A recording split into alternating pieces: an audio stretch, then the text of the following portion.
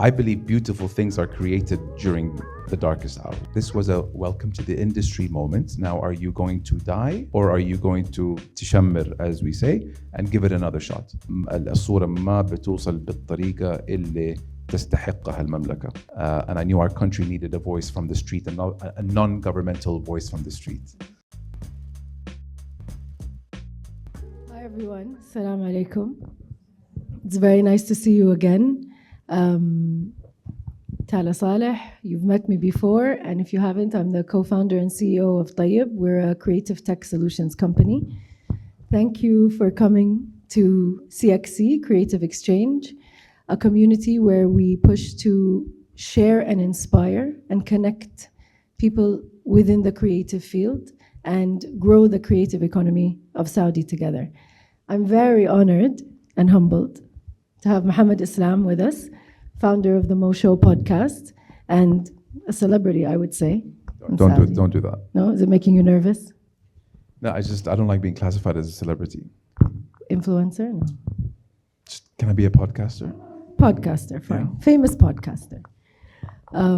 So if we're ready, are you ready? I'm ready. Maybe before we get into like all the heavy stuff, tell us a little bit about you, how you started, First of all, who thank you are. We'll get into all of that. Thank you for the opportunity, having me here. Thank you for everyone who's come, who's taken time out of their evenings to be with us. Inshallah, ma ntawil alaykum, and we can make it a fun, engaging, informative story on how I started. I don't do many of these. I hate talking about myself. But when Tala approached and said a conversation, it's hard to say no to her. And if there's one thing I can take from this is that can maybe help someone in their journey in whatever field that is, then that will, nothing will make me happier than that. Let that be the objective of today, inshallah, to inspire the next person. Thank you. Thank you for taking the time, and it's good to have friends. It's good to have friends. Friends who are making waves and doing things today in Saudi, and it's nice. Your friends, your colleagues, and I think our group of friends and our generation, we're all in this same spot today, where we've all come from different cities around Saudi, and I'd say found our footing, whether it's in Riyadh or behind a screen or a camera or a mic. So thank you. I'm going to get into it, and let's get into it. Tell me a little bit about Mo. Where were you before the Mo Show? What did you do? And what was that, moment you said, I'm going to use my voice? Okay, so for the longest time, I knew that I had no problem public speaking. I was more maybe on the riskier side than somebody who would play it safe. I noticed it in my growing up years. I never did well in school. I never took it too seriously. I was always into football or rugby in the UK. So the relevance of me saying that I wasn't good in school eventually, with time, came around in me not getting good grades, not going to a good college in the US, and eventually maybe not getting the job that I wanted, that I knew I was capable of. I just wasn't the classroom kind of person. You sit down, asma', tali' al-ustad, and no, I'm always looking outside the window, and I'd rather be out there, and whatever that outside could be. And today, maybe that outside is the freedom of creativity in all its glory. I was always looking outside more than the teacher. So I joined the family business in the oil and gas sector in 2010, and I was there for 13 years. I think I was there for 13 years because I was too scared to leave. I didn't have confidence in my abilities. تحطمت, especially in school when you're always in the lowest math grade, lowest whatever. It's condescending, right? And the really depressing part is that it's the same today in schools, in England at least. I don't know how it is here. They categorize you based on intelligence, and that's a problem. That doesn't do anything for a child's confidence. Definitely didn't do anything for my confidence. I grew up thinking I was an idiot. Maybe I still am. But Eventually, so 13 years in corporate, COVID 2020 hit, and we had about a month at home where we couldn't leave. Then I saw an episode of Rogan, and I knew I loved to speak, and I knew I loved my country. And I knew that there was, as Ali Shahabi in my last episode said, we have a communications problem في السعودية. الصورة ما بتوصل بالطريقة اللي تستحقها المملكة. So, love my country. I knew I could speak. I knew I was on the risky side. And I knew our country needed a voice from the street, and a non-governmental voice from the street. So I said, why not? Again, my risky side came into play, because within a week from saying, aha, Rogan, within a week I shot my first episode. That includes buying the equipment online, that includes speaking to my best friend Mohammed Islam, telling him I want to launch a podcast. Can you be episode 1? Yes. How do you know what to do? I did a masterclass in like 48 hours. I just submerged myself into it. You need to understand that I was very unhappy in the corporate job, working under what I can only describe as a psychopathic boss. So I like. I'm sure a lot of people relate. We'll move on. So I believe beautiful things are created during the darkest hours. A little cheesy, but the beautiful flowers or meadows or greenery doesn't come unless there's rain and thunder and all that, right? So you have to go through darkness to, I guess, really realize, what you're made of and how badly do you want it. Excuse me. So we shot our first episode. We thought it was great, fantastic. I went back to check out the footage, khalas, ready to publish it. And maybe Asma, who's in the second row, knows the story. Our microphones was off. You're joking. I'm like, back to the day job I go. So your masterclass wasn't that helpful. I don't blame the masterclass. I blame myself. There was a lot to think about. But that was actually a relevant thing, because I had a decision to make. Do I sell the equipment on haraj.com and just say, you know what, we tried, it wasn't for me? Or do I say, this was a welcome to the industry moment. Now, are you going to die, or are you going to tishammir, as we say, and give it another shot? Luckily, we took the second option. We shot the next day. This time the microphones were working, and episode 1, it's actually episode 2, is on YouTube today. And since then, we've produced 129 episodes. Alhamdulillah, alhamdulillah. The next one, which we're publishing in a few days, is with John Pagano, who heads Red Sea Global, and we've been fortunate enough to have conversations with people who we never thought we would. I'm going to stop talking for a second. Why? You can keep going. So, the podcast, you decided after episode 1 that you wanted to continue, or were there other episodes where you were like, okay, maybe, like episode 2, 3, 4, was it still a maybe, or was it, okay, I like doing this, I'm going to keep going? Good question. I never really thought of that. I still take it one episode at a time. I get asked by our sponsors, can we get the schedule for January, February, March? I'm like, I barely know the schedule for December. I asked you that actually earlier. Yeah, I mean, and I don't know if this is the right way to operate or not. Maybe we should have a longer plan. Again, Asma in the second row and Stuck, they do our translation, and what a job they do. They know that we work maybe 2 or 3 episodes at a time that are in post-production. And I don't know if that's good or not, but I know that it gives us more time to focus on the present. Going back to your question, it's called up my second friend, Mashhoor bin Hijala. The first 2 were anonymous, so it was easy. The third one was Raham Harrag, who was Muhammad's sister. She climbed Everest. And maybe that was my first getting a name on the show. I think after Rahaz, I noticed how much I'm enjoying this. And I was like, wait, we really have a chance to show off what mainstream, but sure as hell isn't going to show about Saudi. They're not going to want to cover any good news about Saudi. And I saw what Rogan did in the US, and how much his content, which is real coffee shop, if you will, conversation, where we're not going to be interrupted, we're not going to go to the weather anytime soon, we're going to have real conversation on any subject. And I was like, this has an opportunity to be that. And it was only with time that I realized, with consistency, things get better and you fine tune it. But I would say episode 3 is when I thought that we have something here. And what was the reaction of your guests? They Come episode 3 or 4. They kept saying that we really enjoy your ability to allow us to speak, even though in the beginning I was speaking a lot. But I think with time, and this translated into my life, that I do a lot more listening than speaking. And the thing is, Tala, about that really helped me is like you now, okay? And you probably noticed it in this conversation. You can go in with 20, 30 questions, but wallahi al-azim, nothing would be better than a question that comes from listening.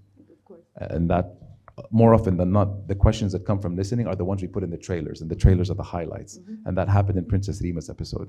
There was a question that was not on, that came in conversation, and it was like a highlight. And that's an example that listening is more important than speaking sometimes. For sure. I think my brother's in the audience, and he always gives me that advice. Yes. Yeah. I think the biggest question we want to tackle, or I'm sure you've been asked 100 times, is why English, especially with a country that has and still does communicate mostly in Arabic. And today, I think if you ask a lot of the younger generation, even with their children, everyone wants to push, يعززوا الثقافة العربية, اللغة العربية. Why English? Okay, 2 ways to approach this. I was reading Tim Ferriss's book, The 4-Hour Work Week, and he said, double down on your strengths, don't work on your weaknesses. And me being between the UK and US for 12 years, 2 things. My English got really good. للأسف my Arabic got worse. But 13s في الصناعية في جدة made my Arabic very good, that I could have started a podcast in Arabic, but I didn't. But in my 12 years between the US and the UK, I realized how misunderstood our country was. And September 11th كمل الناقص. They look at me, Mohammed Islam, كده head tilt, يعني لا شكلك سعودي. والإنجليزي عندك ما شاء الله, يعني أنت did you convert ولا إيش قصتك? So I got a chance to see how misunderstood we were. So in school, in my friends, I felt like a duty. I felt like an ambassador to change, and that I did. I changed what they thought about Saudi. رجعوا. A couple of my friends in the UK رجعوا to Saudi. Same thing in the US. But now through decentralized media, I felt that we have an opportunity for me to amplify an area that was very familiar to me, which was to show people who we really are. Now, I could have started an Arabic podcast. I think I could have. 13 years in a corporate environment, my Arabic was at the level where I could have. But I would have been a blue hat in a sea of blue hats. I put a red hat on, pardon the analogy, but red hat in a sea of blue. And I don't know if Princess Rima كانت أعطاني وجه if it was just Arabic. I don't know if Prince Abdul Aziz كان أعطاني وجه if it was just Arabic. So the saying escape competition through authenticity came to mind. And alhamdulillah, I think we created something unique that made us stand out a little bit. And do you think also, with the way the country was heading, with the vision, with this change of, I would say, public image, you were in the right place at the right time with the podcast and with the language? Yeah, someone recently told me that, Mohammed, you caught the wave at the perfect time. And I agree. I think 10 years ago, I'm not sure the content would have resonated as much with maybe the populace, or I don't think there would have been enough for me to talk about, to be honest with you. واليوم ما بنلحق يعني انتوا, you see Riyadh, you see the events, you see Vision 2030, you see how hard the Crown Prince works, you see how hard the Wuzara works. We can't keep up with everything. But that's easier for me because now I have content to share. I have people to speak to, stories to tell. 10 years ago, of course the country was working hard in so many areas, but not to the tempo we're seeing today. You know what I mean? I think the timing was crucial, and I'm very lucky to have started it. This was by chance, by the way. I didn't get the prize, just by complete coincidence. And it made my job easier to show the world what's happening here. And I think also you have a diverse group and a diverse audience now to have on your show, like a diverse caliber of people of the different levels. Like if you're saying like Joe Pagano from Red Sea, so you're not just speaking to just Saudis, but you're speaking to people from all over the world who have come to build this vision with us, which sends I think, a different message as well, like a much wider message, which is, like you said in the episode, you're saying, we have a problem with communication. And I do really think that your podcast breaks, or is actually a step forward in kind of connecting the lines of that communication. So thank you for that. Thank you. And honestly, just to build on that point, you're right, John Pagano, Jerry Inzarello, you have these non-Saudis who lead big government giga projects, and they call Saudi home, and we're very lucky to have had both of them on the show. Another thing that, so Saudi Airlines is one of our partners, and what pulled them in, they're like, Mo Ashan, anything more than that, we want your content on our in-flight entertainment system. Amazing. Because you get these tourists that, from as Saudis opening new routes, it's an opportunity for them to segue into Saudi via your content. That's amazing. That's great. And so you're also a place where people can learn, or let's say widen their perception about Saudi, which gives you, like, I think the perfect, as we'd say in our business, the perfect USP, right? So that's what it is. To answer your question, Tala, why English? It was my USP. It was my unique selling proposition. It does, and I think it's working very well. Thank you. Tell us a day in Mo's life as a podcaster. So how do you plan? How do you choose your guests? So some guests, and ironically, some guests we've had very little time to prepare. So Anas Boukhash was in town, and he called me. He's like, Mohammed, I told you when I'm in Jeddah would shoot. Would you be ready to shoot? I said, sure. Yani, what day this week? He's like, actually, in 2 hours if you can. I was like, Anas, yani, that's just no time at all. But let's do it. Called the team, we prepared everything, had no time to overthink. We shot it, and I think it was like a top 5 episode for us. And there's something to say about the less time you have to prepare, the less you overthink.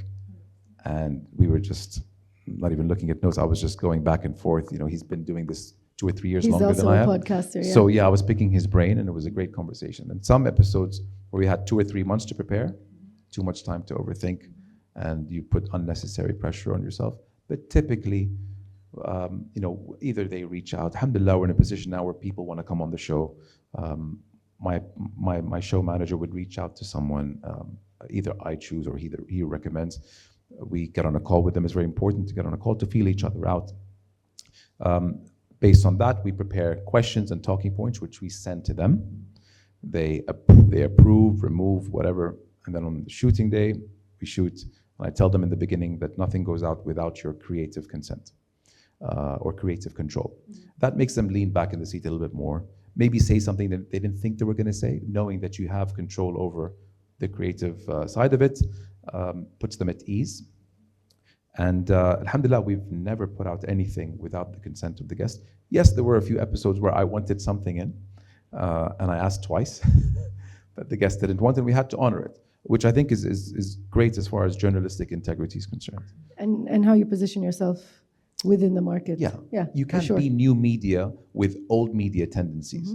I don't want to be known as the person who sensationalizes, because then how am I better than CNN or BBC or any of these other, do you know what I mean? Yeah, no, I want to be the change that I want to see. And we were saying this earlier when we first sat down, to sit with people at the calibers of, Emir Abdulaziz or Princess Rima, where they've done this hundreds of times and are always bombarded. How do you get someone to just sit back in that chair and have a conversation, right? And I personally think you do that very well, and that's what makes the Mo Show special. It's because when you're watching it, it's not an interview. It's 2 people having a conversation, kind of like us right now. Exactly. Yeah. I think because I don't come from a journalistic background, I'm not media trained. I've never taken a course on journalism, and I never want to. So when I ask Princess Rima, what do you do after a long day? How do you unwind? She's never asked those questions. And I said this before, she's always asked about Saudi's foreign policy more often than not. So when she says, she sat back, she's like, like I could tell that she loved that question because she never got it. But she's like, sleep. I just want to catch up on sleep. I think Jerry said that with you as well, or there were a few who kept saying it seems to be a popular, had to ask her what's her favorite movie, and the significance of that, which is Princess Diaries. The significance of that is that it's refreshing for them to speak to I'm going to say, to a normal person that is not out there to يورطكم or sensationalize or I want to trap you into something that I can use as a headline. Someone without an agenda. Without basically. an agenda, yeah. Yeah. And by the way, not because we're on the same team. No, I'd be the same. I will always strive to be the same, even with the people who aren't Saudis or who don't have a vested interest in Saudi. And honestly, like I look at the top podcasters, and none of them are journalists. And there's something to be said about that. You know, so I learn from them. What's at the core of your content? Given you're not a journalist, you don't have the journalistic background. The core of your content, other than saying we're changing Saudi's perception or how people perceive Saudi Arabia, what's the core message behind the Mo Show? In the way you formulate your questions, in the guests that you bring, what's the impact after every episode? In the short term, it's a very good question, by the way. It was not in the script. Sorry. In the short term, realism. In the long term, soft power. I want to be a source of soft power for Saudi Arabia. I want us to maybe one day be able to host people who, when they come on our platform, like big time, say A-listers, that people from Saudi in the region can say, yeah, that's, he's on a Saudi platform. That's crazy. Flipping the narrative, right? Changing the game. Yeah, and to have that person really enjoy, like when Gary Vee came on, he looked at me in the end when I gave him a hug, and he was like, you have a good thing going here. Keep it up. And I was like, wow, that's validation from someone who doesn't have to validate me. With Princess Reem or Prince Abdulaziz, they're going to want to encourage me because, it's all under Of course, it's part of the flag. Yeah, End of the exactly. day. We're Yeah. all. But to come from Gary, he didn't have to say that. And that really gave me a boost of motivation. صراحة. And it solidifies the impact that you have, which is great. Yeah. Yeah. But I was very nervous in that episode, by the way. It was a very good episode. But because if I wasn't going to perform, he's not going to pat me on the back. The other two might pat me on the back, might even say, let's do it over. But with him, either you're good enough or you're not him. That was an example of one where I had 2 months to overthink.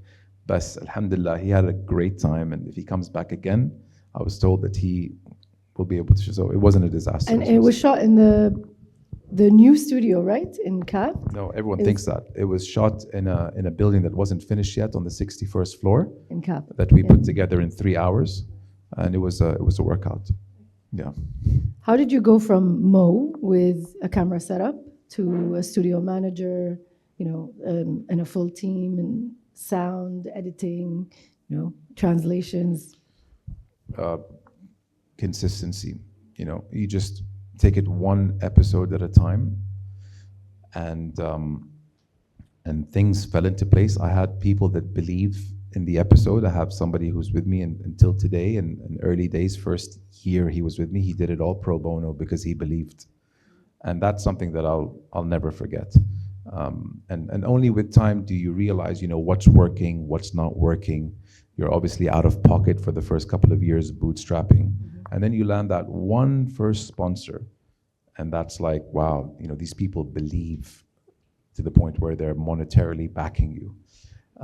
So there was no long-term plan. It was just like, let's focus on getting 1% better. If we can get 1% better with every episode, then that's a great day. Did you have any advisors or even if they're friends, people around you helping with that, or did it just grow organically Just and you grew learned organically. on the It actually made a lot of people uncomfortable. Really? Yeah. How so?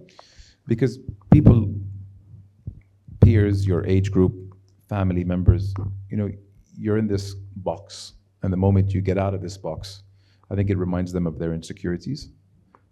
And it can tell you a lot about how they really feel about you. That's one of the disadvantages is that, I got confirmation of who really wanted the best for me and who didn't. But at the end of the day, now I know. So it did make a lot of people uncomfortable because people want to see you do well. but not everyone wants to see you do better than them. And there were some people who were very supportive. Yeah, But it's those been, that don't want you to do well are the biggest driver for you to keep going, right? yeah, it was, but then I realized how much, bless you, alhamdulillah. It was for a while, but then I realized that it just was weighing too much on me, and I don't want to. I'm not out there to prove anyone wrong. I'm just trying to be better than I was yesterday. I really, yani, in the beginning, I was comparing myself to this and that, and I think this is a great lesson for life. Compare yourself to who you were yesterday. Are you a better human today than you were yesterday? 100%. If not, then let's try doing that for tomorrow. And that's what I learned. And another thing is actually how many people would you're introduced to loneliness when you're working on your craft, when you're working on the thing. You find that you have a lot of time alone, and that is an adjustment. There are people nodding in the audience. Its own, yeah. When you're working on your craft, all of a sudden you're not, one of the people. You're the sheep, the black sheep that got away, and that comes with a lot of mental taxation. And a lot of people spend time in between where they haven't really made it, yet they're different to their peers. And that's a very difficult zone that I'm currently negotiating myself with. That kind of takes us into our next question, which is how do you feel as Mo when it comes to the Mo show? Is Mo Islam the Mo Islam on the podcast versus let's say the Mo I know today? How is there a difference in that personality? Do you give yourself a pep talk, and how do you overcome the nerves? Like, for example, with the guests that you had when it comes to like Prince Abdulaziz or Princess Rima and the bigger guests, and Jerry and now Joe Pagano. How do you, because there is an expectation, right? And you want to perform, you want to do your best, and you want to make sure that they may feel comfortable, you're asking the right questions. How do you overcome that? What do you do? Repetition and experience. The first 5 minutes of Princess Rima's episode, I almost passed out. Why? Because you only have one shot at making your first impression, and this has to go well. I don't want to go back to the psychotic boss. Has to go well. And it's Princess Rima, and she gave me her time. It cannot be anything short of amazing. But after 5 minutes, maybe less, I realized what kind of a person she was. And she made me so comfortable. And that was the episode, not to take anything away from Prince Abdulaziz. I'll talk about him in a second. But that was the episode where I was like, okay, I think I can do this full time now because of what happened after Princess Rima's episode. So there are guests who come and heavily impact your growth. Absolutely, definitely. With Prince Abdulaziz, it was really, really sweet guy. Anyway, 7-8 people from his team came an hour before. When he came, we went outside, shook his hand, thanked him for coming to my house. And he said, "This is your house?" I said, "Yeah, and I'm so sorry. I tried to tell your team that we should shoot where it's more convenient for you." He's like, "Bajik marra marratain wa ashara." I was like, "Oh my God, you're gonna make me cry now," And when we got the maktab downstairs in my basement, that's where the studio is, they left us alone. No one was there. He had an iPad with maybe prepared answers. I'm guessing they're prepared answers from Al-Wizara. They do this. He shut the iPad, put it aside, and he said, "Mohammed, we're just going to have a conversation." I was a bit nervous. I was like, "About what?" Oh.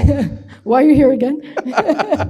Waslet, I was like, okay, that's amazing. But he wanted to have a real organic conversation without any written answers or bullet points, and that's exactly what he did. And then he gave me a second time where he gave me a bit of his time. But I owe him a lot, صراحة. And I'm sure for a lot of your guests, I would say, like you said earlier, because you don't have an agenda, you're kind of like a breath of fresh air because of what they're so used to. If we go for the high-profile guests that you have, they're so used to being bombarded, journalists, questions that are kind of like backhanded, So you're, like you said, we're just going to have a conversation.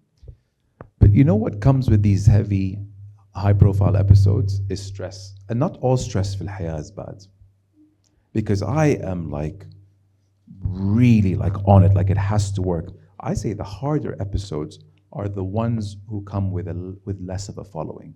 You know, it's like لما الهلال يلعب على النصر, you know what Hilal are going to be on it, but it's ضمك that you're worried about. You know, it's الوحدة that could steal, you know, a game. Those are because you're not psyched up for those games. I noticed that, and I really work hard on myself that irrespective of who the guest is, treat everyone like a Princess Riba, treat everyone like a Prince Abdul Aziz for the sake of the product getting better. Give everyone the same value. Yes, absolutely. It's not fair for that person not to approach it without giving it your all. If you ask me, are you the same person on the show as you are? Tala, if I see myself not being me, I will apologize to the guest. Let's shoot again. I was having an off day. I don't know who that person was.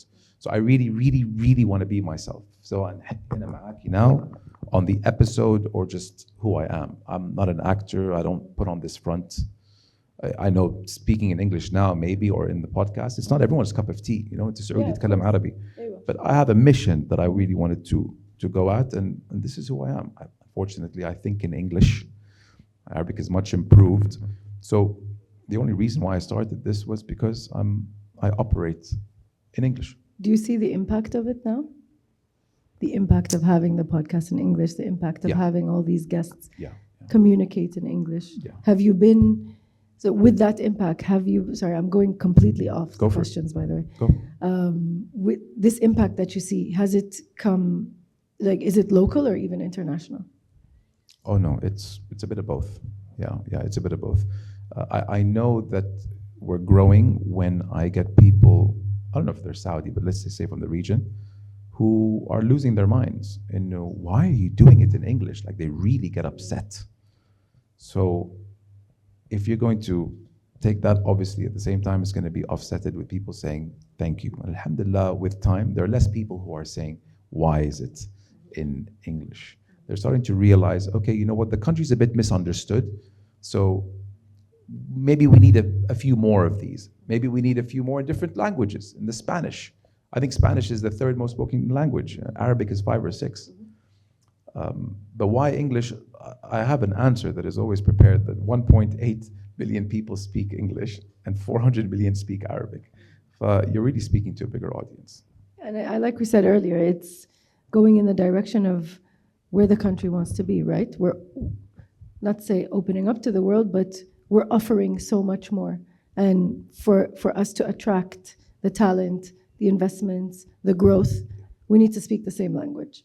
Not saying that, I mean, for example, Themania as a podcast, they're doing a great job, and the content, everything, it's excellent. And I think the different languages kind of complement each other, because I can understand things or learn things from your podcast and that maybe are more about, you know, the person themselves, like, you know, having to see high profile people sitting with you and talking very comfortably changes your perception of that person, right?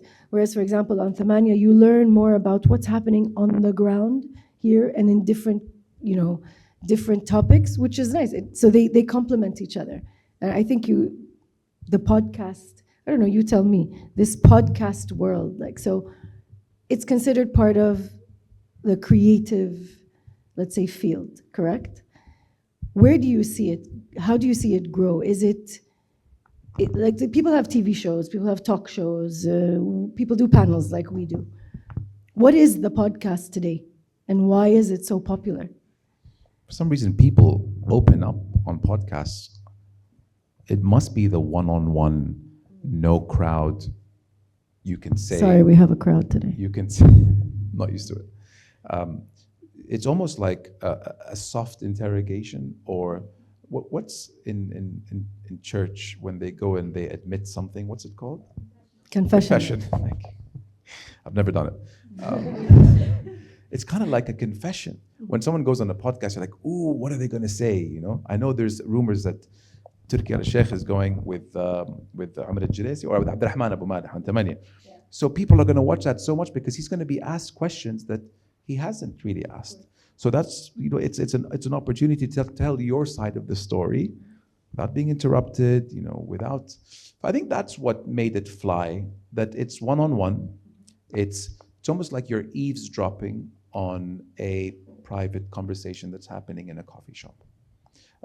What's the word that Omar Cheres used recently? فضولية. Yeah.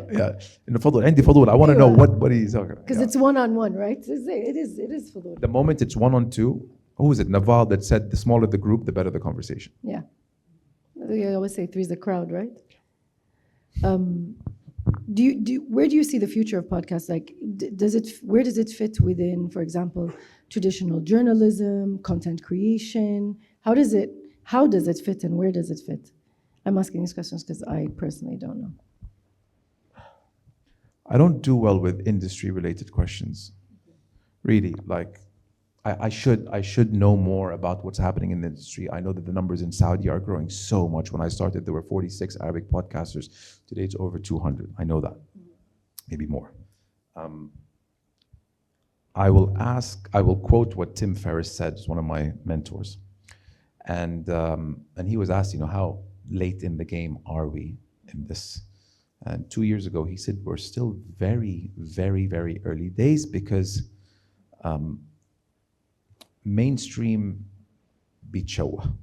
It'll still live, but people aren't being attracted to it as they are to long-form conversations with podcasting. And now it's funny because you see some of these big corporate media names, not to mention any, even though I did a few minutes ago, they started their own, they'll put the headphones on and, mics and branded to give it that feel, to make it look real. He said that we're very, very early in the game. He also said that if you pass episode 6, there's a stat, you have made it to where 80% of podcasters never made. So there's a huge, as he says, graveyard of 6 episodes or less. And I look around, I see so many shows, in the teens and close to hundreds. The amount of people that reach out to us that say they want to start a show is so high to the point that we're starting an incubator where, if you have a show, you have an idea, come, we'll shoot the first 10 episodes for you. We'll edit, we'll translate if needed, we'll chop it off for, social media format in return for equity in your show a little bit. Because people have an idea. Adwa?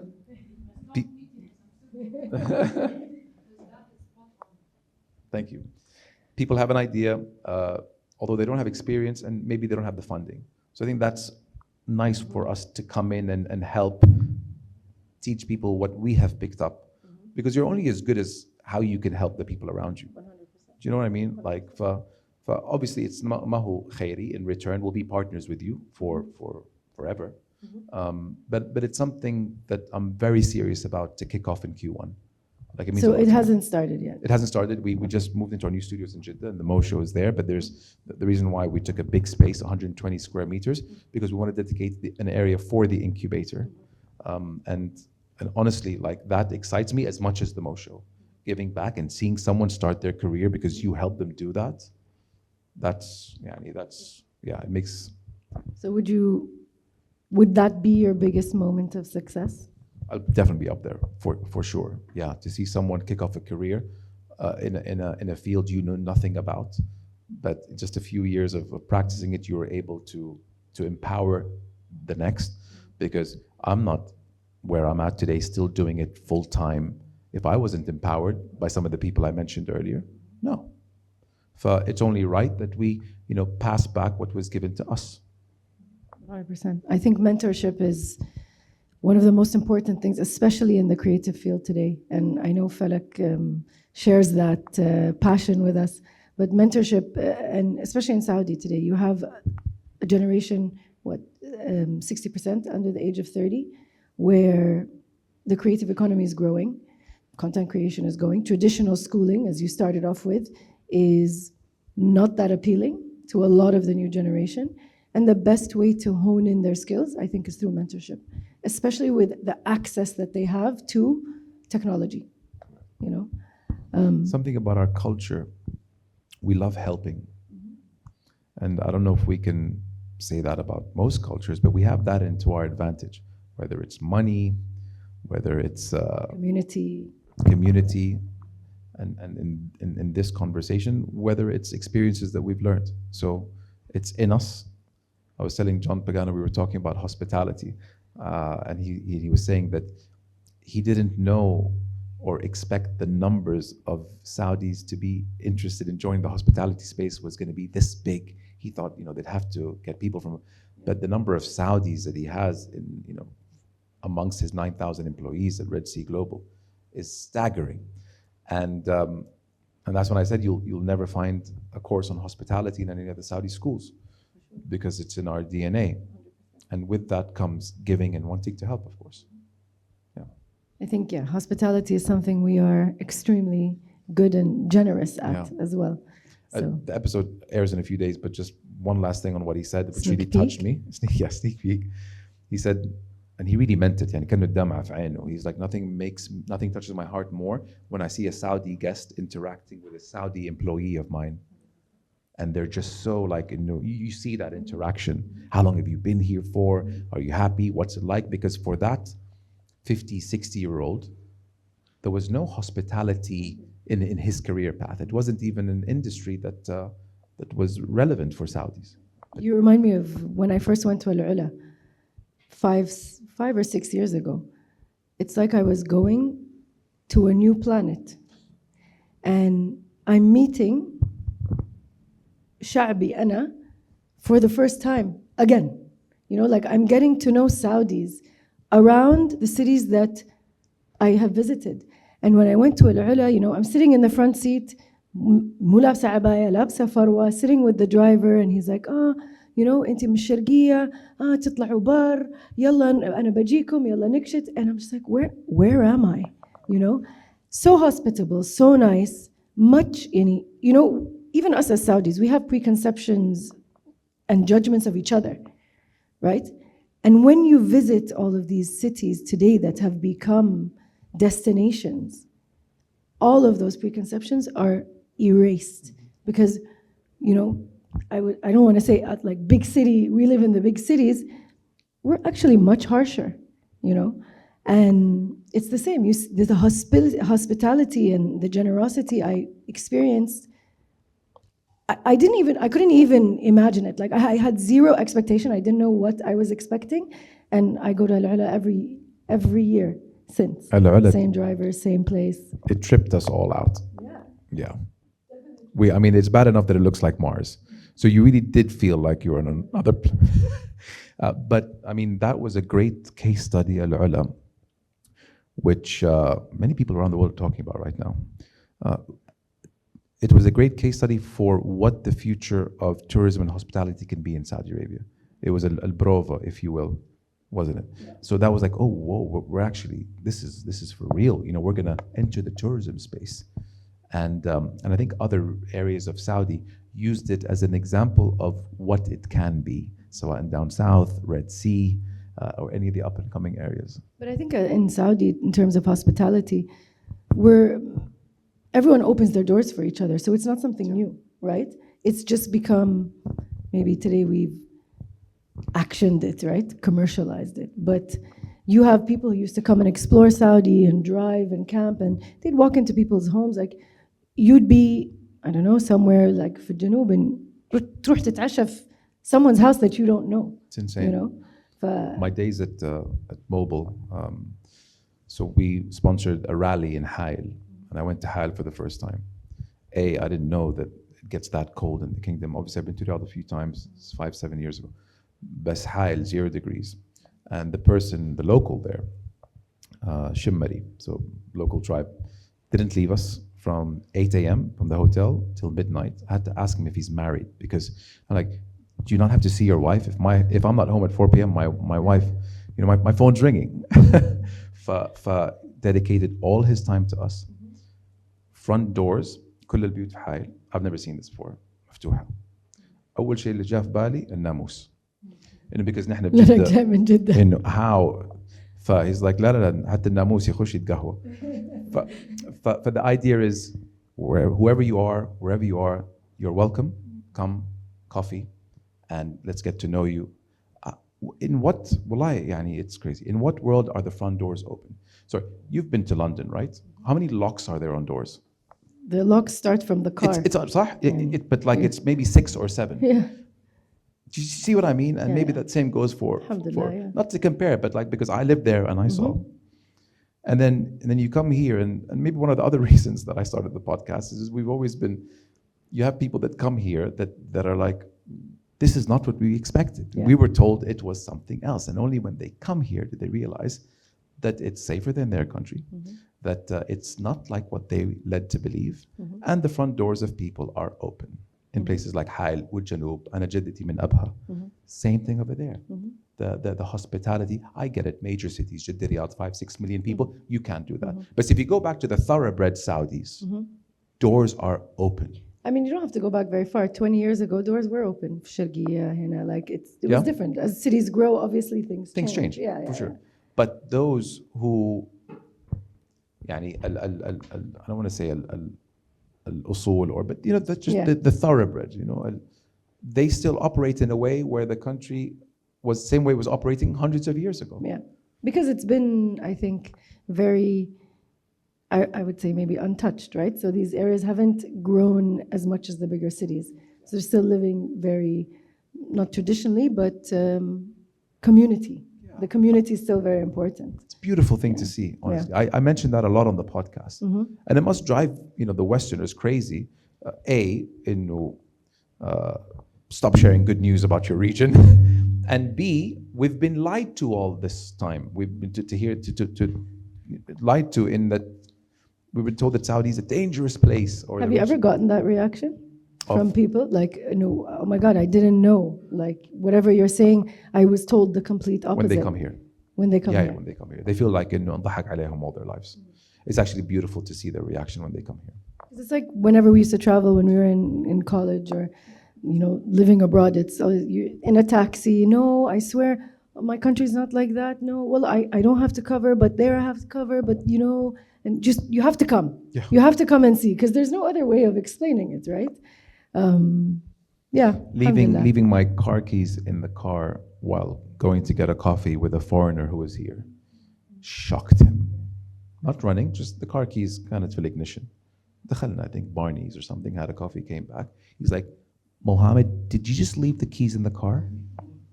I'm like, yeah. He's like, and no one took it? You know, I actually did that when I came to the WTA. I parked Jamiat al-Malik Saud. I left for 4 hours. I didn't lock my car. And I got in the car, I was like, oh, I didn't lock, my car's still here, and I didn't lock, I forgot. I walked out and I didn't lock the car. Alhamdulillah. Don't do that at home. No, but alhamdulillah, yeah. Al-amn wal-aman ni'ma, and it's got to be said that a lot of effort has gone into keeping the country as safe as it is. But additionally, we're good people here. You know, we're good people. We don't have the crime, alhamdulillah, that we see in Western Europe. And I think that drives our growth today. The way we're moving with Vision 2030, the way we're all sitting here now, we're having this conversation. Everyone's empowered because of that, which is very nice to see, you know. Hamad al-Baloui, I had an opportunity to sit with him. He's heading the 2034 bid. And when he was given the assignment to lead it, I don't know if he said or he was told, I think he said, we're not looking to create the best World Cup that has been ever seen. We want to create something that the world has never seen and never will see after it. They took it personally. يعني الرجل ده صراحة. Because it is also soft power, right? 24 hours he'll spend in the office with the team. I've gotten close with his team. I saw how they work. They work around the clock to put us in a position where they got the highest FIFA ranking from any submitted bid.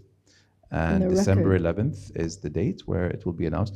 And inshallah, just like Expo, I really believe that the world will see an Expo and an Asian Games in 27 and a World Cup in 2034 that Saudi really deserves to host. Again, going back to no hospitality courses in any school in Saudi, it's in our blood.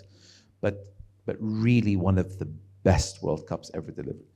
Qatar, when they had the World Cup, the world wrote them off. It's a disaster, and with their resources and they pulled off a great World Cup. It was one of the best. One of the best, and they were rewarded with a final, يعني تاريخي.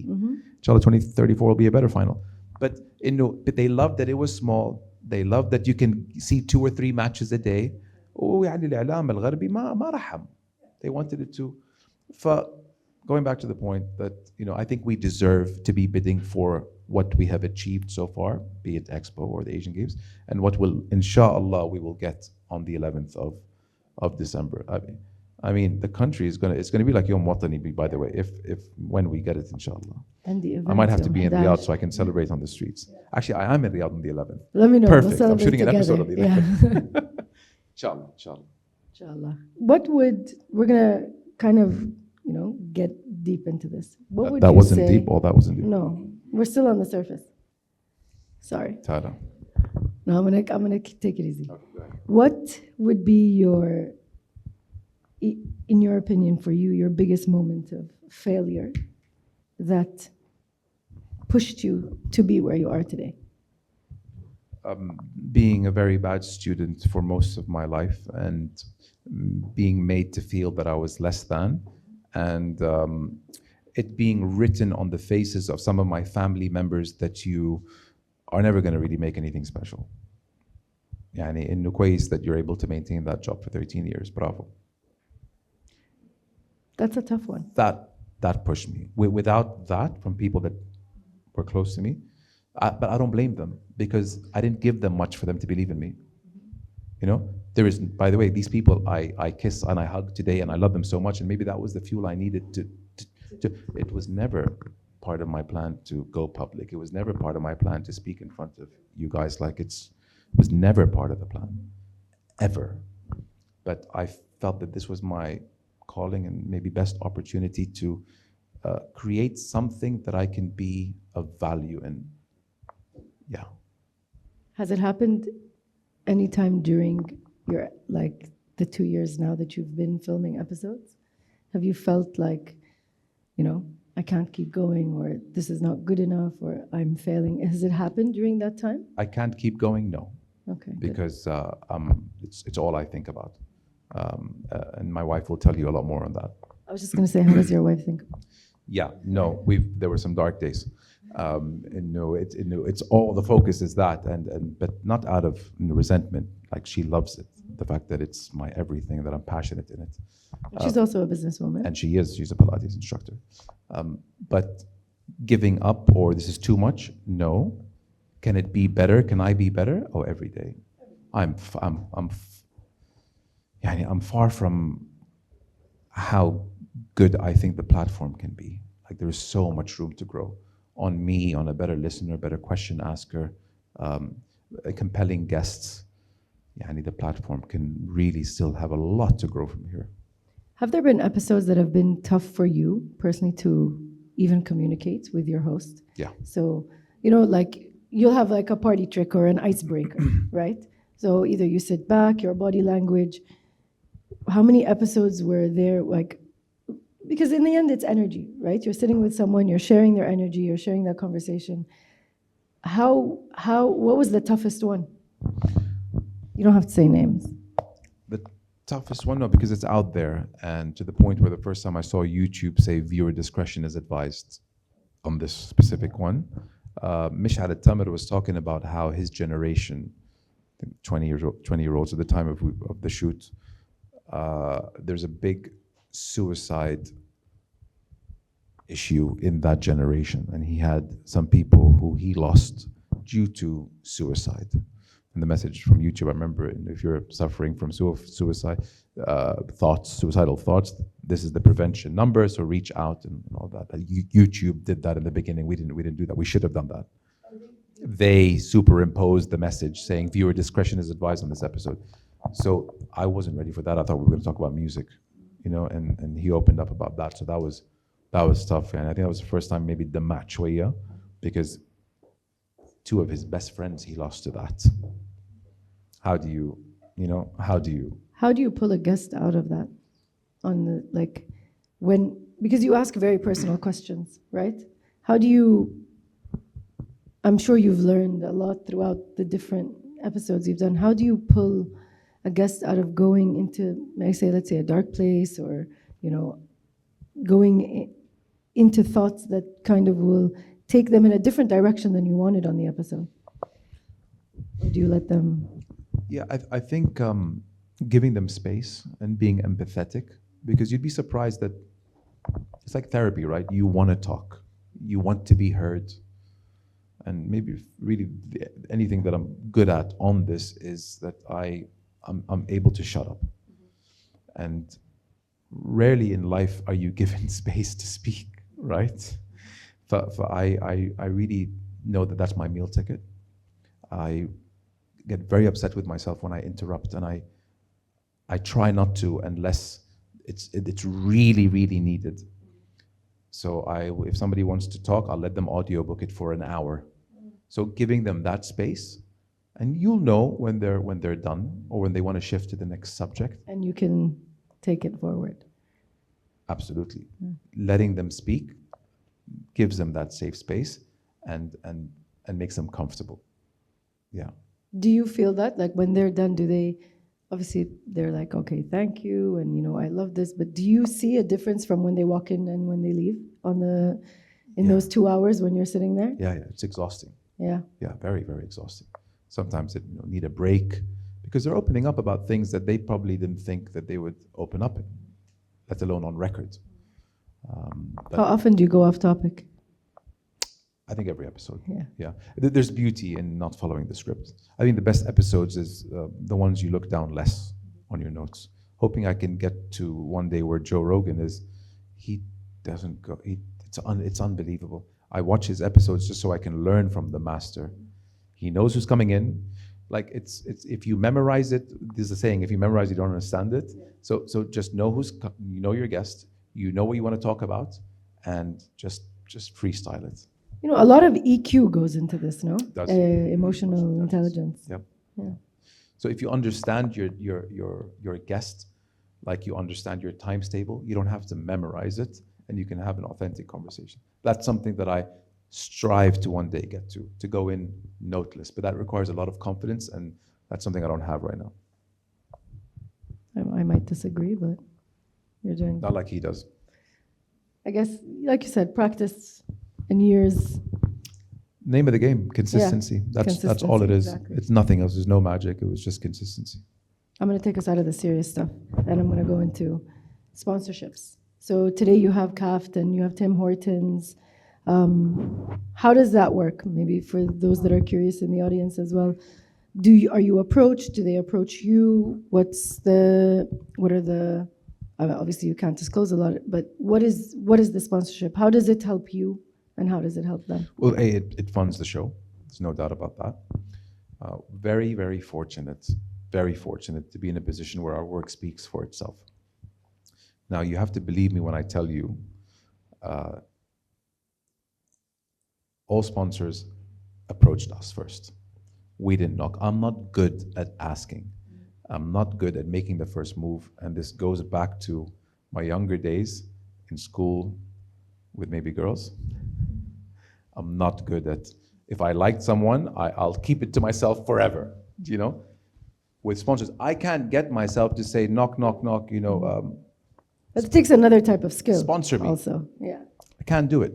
So again, going back to repetition and consistency and how much it can benefit you, it put us in a position where Kaft reached out. And just, the land of opportunity is Saudi and specifically Riyadh. I remember I was at a hospitality summit in Riyadh 6 months ago. I finished from a talk, I got off stage, 2 guys from Kaft said, Mohammed, we're from Kaft, we'd like to talk to you about sponsorship. I was like, I need to move to Riyadh. Same thing with Saudi, same thing with Tim Hortons. And that's, we're so fortunate to have brands like that. And I can only imagine what Kaft had to go through in terms of getting approvals. PIF company, end of the day, their logo is on the top left corner of all our content. For them to trust what comes out of my mouth, to have their logo on it, a PIF company. it was the ultimate validation. I was just Like it gonna was say. the ultimate validation, specifically CAFT. Do you feel like it adds pressure to you to keep? What type of pressure, actually, that's the question. What type of pressure does that sponsorship add to you? I think I stopped swearing. Sometimes you just want to politically express correct. yourself and you drop an F-bomb. But also I realized how many my son's age, 7, 8 years old, watch. So it's like I don't want to. I'm not about that anymore. You know, I don't want to be that example. But of course pressure, because now you have the backing of a government entity and you got to perform. There's no room for mediocrity. You got to perform and if you thought you were performing before, well, you got to perform even more now. And I think good things happen. We talked about stress earlier and pressure. You can use that to your advantage. Because if you're not under pressure, you're not stressed. I don't think you're not going to do something remarkable. There's a lot of people also nodding in the audience. Thank God. I think within the creative fields or like high stress jobs, everyone works better under pressure, and then they keep nodding. Yeah, I mean, look, for me, at least me personally, by profession as a graphic designer, but even today with running the company, the moment you have a deadline is the moment you run, right? It's like overnight, you're working on it with the team and you deliver because you have no distractions. You're not thinking about other things. You just need to know that you need to get this done and you need to get it done at 800%. Correct. Right? Sometimes I put pressure on myself and the team. If you want to get an episode out quicker, we drop the trailer. And then everyone's all hands on deck. For sometimes, no, they're not the translators. They're done first. So sometimes you gotta self-inflict pressure on yourself because the body does react to pressure in a way that can also be a positive way. Yeah. We're gonna go to the last. Are you enjoying question. this? I am. Are you? Yeah, you are. Yeah. Very, very much so. We can keep going, but I don't know. I don't want to bore them though. Like I've spoken so much. We're gonna go to questions soon. We're gonna do what? We're gonna go to questions soon. So just one more. But what have we been doing so far? No, questions for the audience. Oh, thank God. Okay. Yeah. I mean, we can Questions keep for you. going. Please no. Personal moment.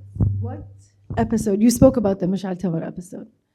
Is there any other episode that has really personally affected you, either in your growth or? Personally affected me. Can I twist it and say ones that I enjoyed having? Yeah. Okay. Sara Athari. I was gonna mention her because that was my favorite episode. I can't believe we published 2.5 hours. I was 2.5 hours. I don't know what we were thinking, but we couldn't take anything out of that episode with Sara. She's just a gems machine. It's actually been beautiful because a few people through the podcast have become friends, and I think Sara's at the top of the list. She's like my low-key consultant advisor. We were shocked a couple weeks ago that the first time we met was at that episode. She said, "There's no way." I said, I promise you the first time we physically met was the beginning of that episode. So Sara's was definitely one. Hey Sawan was an episode that, and there was a clip, I think, that has 5 or 6 million views, where she talks about strength. And I don't know if you saw it, but I like haven't seen that. it was, then you're not one of the 6 million. But it was Sorry. Such a fantastic back and forth with her. I know that her content is great and she's great, but that was a personal favorite of mine. Who else? I remember watching Sara Thariz and I was at home and I had like 4 friends over. I put it on the big screen. I was like, everyone's gonna watch this. And we sat there and like, wow, she's amazing. I think it was the first time for me to see someone also younger, and eloquent, smart, successful, and it's Saudi, right? It was about a year ago. A year ago. Yeah. Yeah. And I was blown away by that episode. It was actually the turning point. That episode made me start watching the Mo Show. Really? It was that one. Yeah, she's amazing. She told me that before that episode, she was anonymous. And now she's recognized in many, many places. I think she has 600,000 views on it. But she's amazing, and she wants to come back on, and we're going to shoot, inshallah, a part 2. Sheikh Abdul Hakim Murad is another one that comes to mind. I think that's an example of, you know how I said soft power? I want it to be a source of power. So Sheikh, British guy, head of the Cambridge Muslim College, and he came on a Saudi platform, and so many people who follow him, his audience, were like, there's this podcast from Saudi Arabia called The Mo Show, and the comments were so positive. And thank you. This was one of the best from Sheikh Abdul Hakim Murad. And I practiced not speaking, not because of anything, because I can barely have a conversation with him, because his eloquence is on another level. Like mashallah alayhi, I've never seen a wordsmith like him. Mashallah alayhi, yani al-rajul, you can see why he's sheikh. In English, which is different to the shuyukh that we're used to here. That's your next episode. Yeah, that's what I'm going to watch tonight. Yeah. We're going to close now, unless you have questions. No, I've spoken too much. We're going to start with, what advice would you give? I mean, we're going to open up the floor to questions, but before we do that, what advice would you give someone who, let's take, for example, who comes to your incubator and wants to start a podcast, or wants to, I would actually say, also be part of the crew within your podcast? Because you could come and not want to be a host, but be someone who wants to work as part of the crew of a podcast, to be a part of that movement, right? What advice would you give? Be interested in it. Think long term, not short term. Ask yourself if you're passionate about it, if you can see yourself doing it day in, day out. Yeah, I think that's what I'd say. In anything, like if you can make a living of something that puts a smile on your face, if you're fortunate enough to do that, because again, 13 years, I was like, this can't be the rest of my life. Please God, no. And I think the proudest moment was shooting episode 1 and taking that risk, that bet. And only then did I find out I was passionate about it. I wasn't passionate about it before I started it. So I think it's important to try new things, because only when you try, you can, through process of the elimination, know what's for you and what's not for you. So be adventurous. Try things out. Thank you. Thank you. Have you spoken the truth and nothing but the truth? I did. Okay. So help me God. Thank you very much. Sorry, we took up a lot of your time. I hope you enjoyed that. And the floor is yours. Easy questions, please.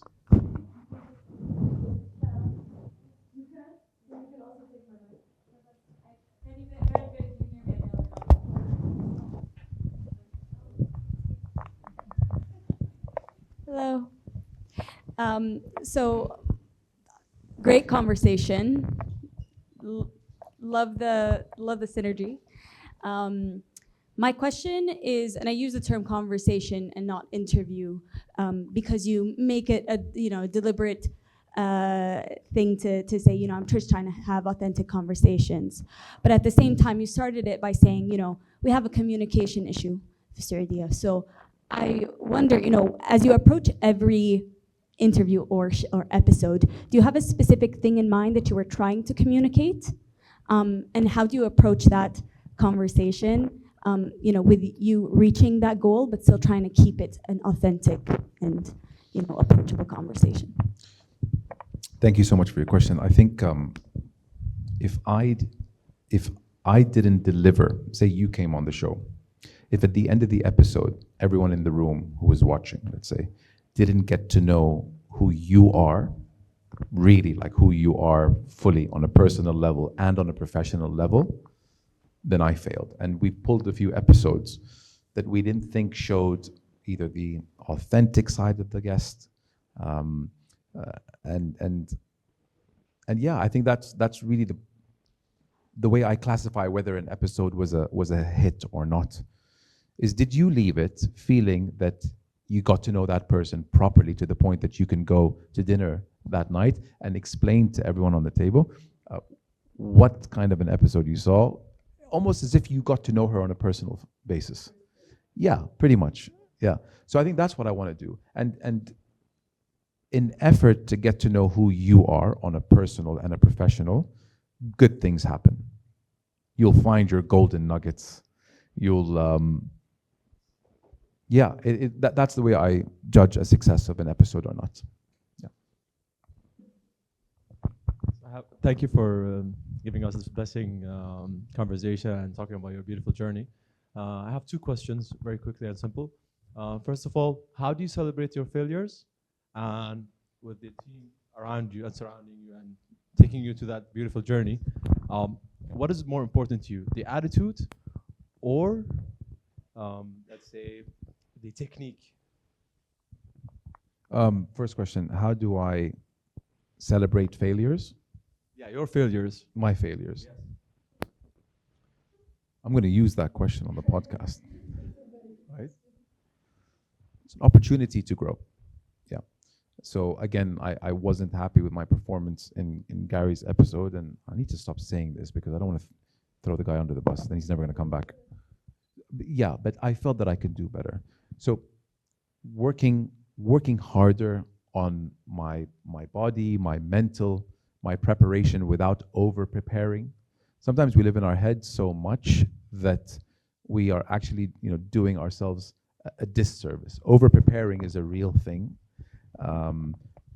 So I just work really hard to dig deep to just try to be better than I was yesterday, and just not to compare myself against someone else. So if I see it, great, we failed at that, acknowledge it, label it. Let's move on and make sure that never happens again by improving, even if just by 1%. Can you remember the second question?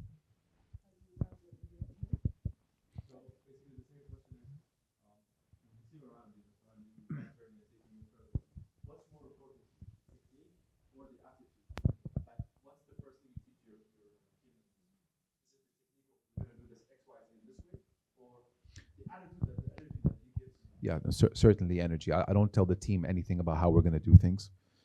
We don't operate in a linear relationship. We're all on the same level. I have them call me out. They have the green light to call me out on something that I could have done better, something that the show could improve on. Everyone has a carte blanche, if I'm pronouncing it right, to call each other out, because only when you have that safe space is it in the best interest of the show. Because I come from an environment where I couldn't tell my boss how I feel, because he just loved this, seniority, corporate toxicity. I don't want to get into that. So I wanted to be, again, the change that I wanted to see in the world from a media perspective, and also with my colleagues. I love the saying that Naval said. I go back to him a lot because it was his episode on Rogan, but when I watched it, I said, I want to start a podcast. And he said, I lost my train of thought. Yeah, he said that if you can't see yourself working with someone for life, don't work with them for a day. Now, guys, that's harsh. That doesn't mean leave your job and I was like, what? No. But maybe it's something to think about when you're in between jobs. Is that a fair statement? Like, can you see yourself working with this person not for life, but for a very long time? If you couldn't last a day with them, then it's not for you. But that goes back to the energy and the synergy that you have, I think, even with your... I'm done. Yeah, no, for sure. Yeah. It was one of our guys on the team, his name is Greg, and he said, Mo, and it was a great compliment, honestly, and I have to share it, even though it's making me uncomfortable. But he said, Mo, you speak to princes literally like they are normal people. Mm-hmm. And you speak to normal people like they are princes. And that's actually one of the best compliments that I've ever got on the show. Nice, so I hope that answers the question.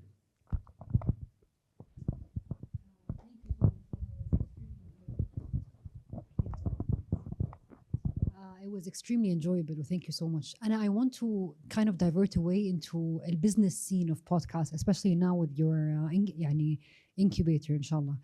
What are the top trends that you see in the podcast world? I remember we as Falak invested in a podcast company. And one of the biggest issues I remember was trying to innovate around the business models of how podcasts they can continuously generate money. So what are the top trends, especially with the high failure rates of podcasts out there?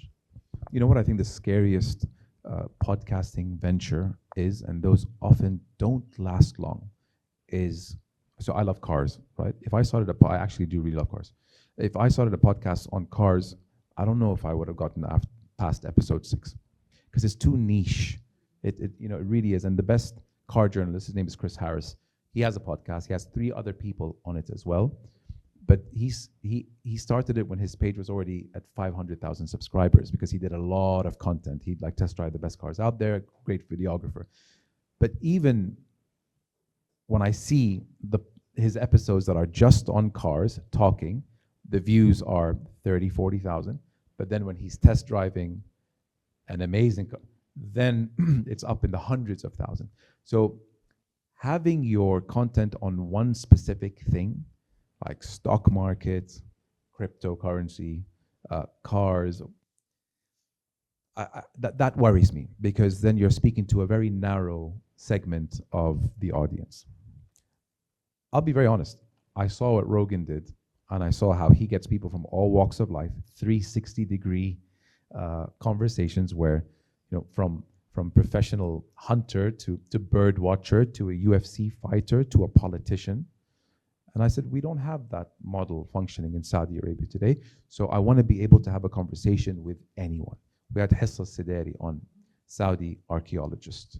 One of the biggest takeaways from that episode was 80% of Saudis undiscovered. 80% is undiscovered. They only looked in about 20% of Saudi, and that's where they found what they found, but 80% has been unchecked underneath. And that was great, because we've never had an archaeologist, let alone a Saudi, let alone a lady. And that episode did very, very well. Hessa doesn't have a big following, but the engagement was so high because it was unique. So from archaeologists to Ashab Sumu to, just my advice would be to speak to a bigger audience as possible than you can, and go away from the niche subjects. I have a question.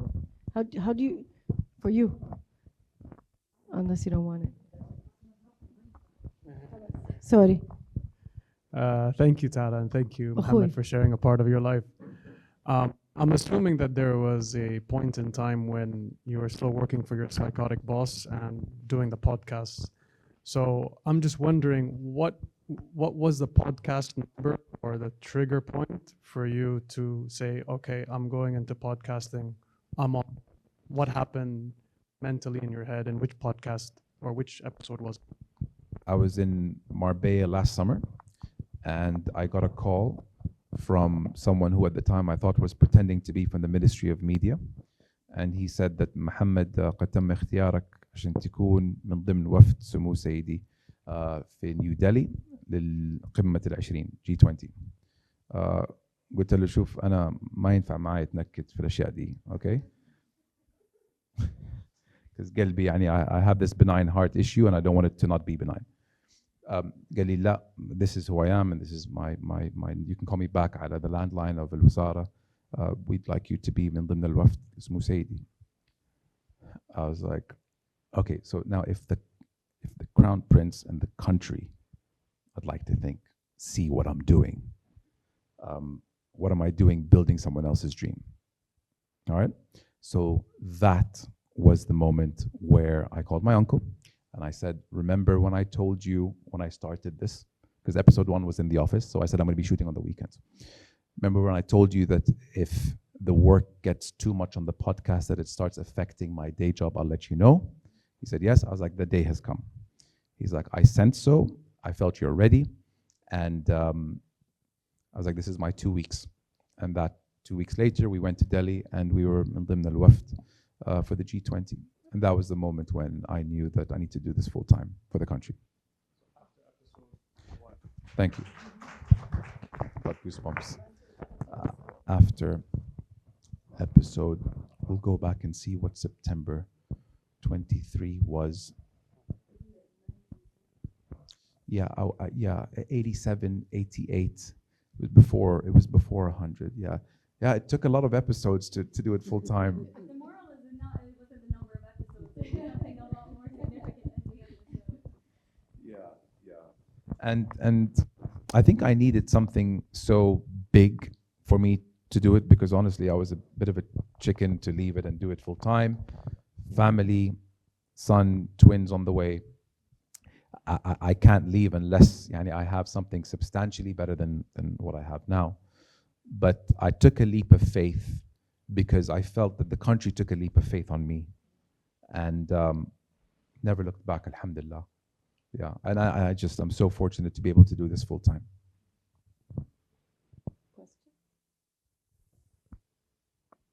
I have a question. Can I? Another one? Sorry. Actually, going back to that, leaving your job, what type of security, is money made off viewership, or do you get paid a salary? I know these are the questions I'm sure everyone wants to ask, but YouTube is not that much, not that much. It really was the sponsorship. So the sponsorship money that comes, I made sure I give myself a salary and make sure the team is paid, make sure we sponsor and have enough money to promote the content across the 6 platforms that we do post on. Make sure my translators are paid. Shout out to Stuck. And make sure that we have a saving plans for a rainy day. Sponsors are here today. Maybe they're not here tomorrow. And if we're in a transitional period, we want to make sure we have enough to carry us over for a dry year. We don't know, God forbid, la samahallah, the next pandemic. And brands hold their expenditures. Can we still keep producing? But I mean, that can happen without a pandemic. Yeah, Yeah, but sorry. the pandemic was a wake-up call for all of us. People's lives were changed, especially those who didn't have savings and were forced to leave companies that shut down. So we're very mindful of that, everyone has salary, to stick to it. Don't go crazy, because it's cute that we have a bunch of sponsors now, but we want to be mindful and mature with the money that is coming in. And from that money, sorry, I have more questions. Sure. Is it going into the incubator through the sponsorship? Is the incubator sponsored? What do you do? The incubator is not sponsored. It's an effort that we're launching, because it can't really be sponsored because it's yet to exist. So, but with time, I'm sure we'll put those that graduate from the incubator program in a position where they can find sponsorship through the companies that we work with today. Like I'm sure Tim Hortons with an up and coming like Ratil, for example, 13-year-old Saudi female, and she's gonna have, inshallah, a great career. She already is. But it's almost like it's like a university for those podcasts that come, that we can link them up with not just content and a platform, but also sponsorship to monetize. Monetize. Yeah. I know the answer to this. I don't know if it's changed. Who's your ultimate guest? MBS. Yeah, inshallah. Inshallah. Yeah. Why? Because I love the guy. I lived before his time, and I saw how things changed. Malik Abdullah, Allah yarhamu, did so much to pave the way, and then MBS took it upon himself to say, I see what Dubai did, I see what these countries did. Let's show them what we can do with our resources. I want to have a conversation with him to not just show him what he's doing. We see what he's doing, but I want the world to get to know him as a person. And I think if we play our cards right, one day that dream could come true. I think soon, inshallah. Yeah, inshallah. Thank you very much for sitting and speaking the truth and having this conversation with us. And thank you, everyone, for taking time out of your day in the crazy traffic to be here. I don't know if this is on. It is? Okay. I hope you enjoyed it. Thank you. Thank you to everyone that made it out here. Wallah.